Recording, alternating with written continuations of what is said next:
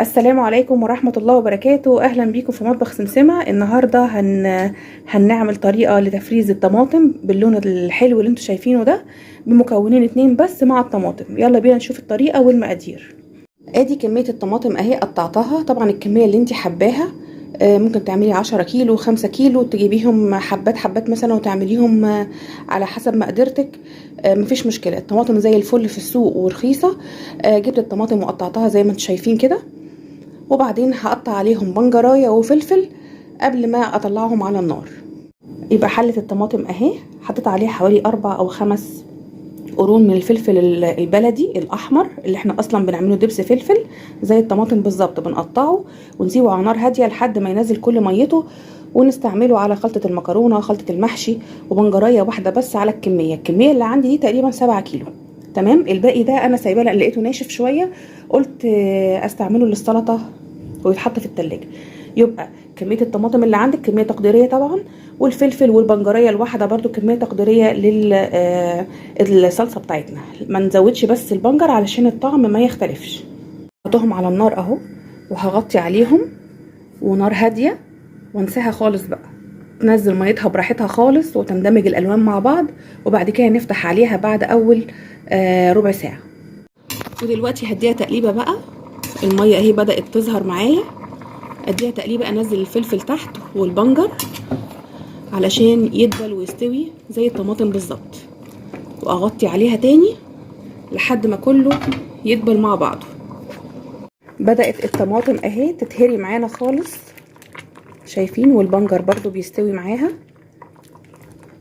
اول ما احس ان مفيش اي اثر للطماطم والفلفل كده هطفي عليها. ممكن بقى تسيبيها تبرد وتضربيها في الخلاط او بالهاند بلندر وهي سخنه كده، ولما تبرد خالص نحطها في اكياس.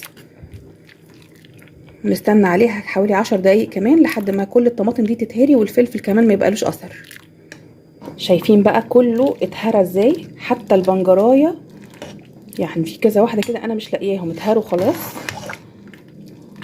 كله اهو. هقفل عليها بقى. حتى لون الميه نفسه، شايفين الميه نفسها يعني لونها جميل جدا.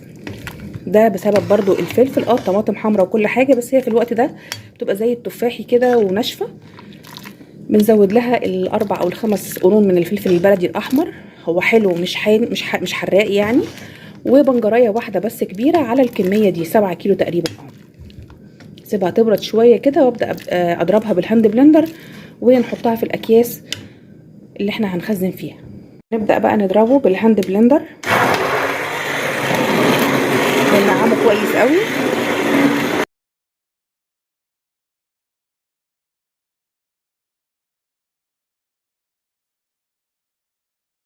شايفين اللون بقى بعد ما هديت خالص بقى؟ وهنحطها في الاكياس او هنحطها في برطمانات بلاستيك. والتقل والقوام، حابه تصفيها صفيها، مش حابه براحتك. انا هحطها في اكياس وهعملها على قد الوجبه الواحده. برطمان او اي كوبايه عندي كبيره، وابدا اخد بعد ما بردت خالص كده على قد الوجبه بتاعتي، واحط في الاكياس او البرطمانات زي ما قلت لكم. الطريقه دي كده.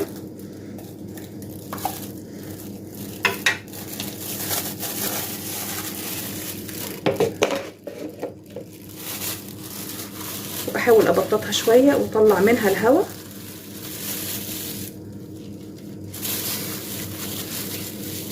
علشان ارصهم فوق بعض في الفريزر، ما تاخدش مني مساحه، واحطهم فوق بعض.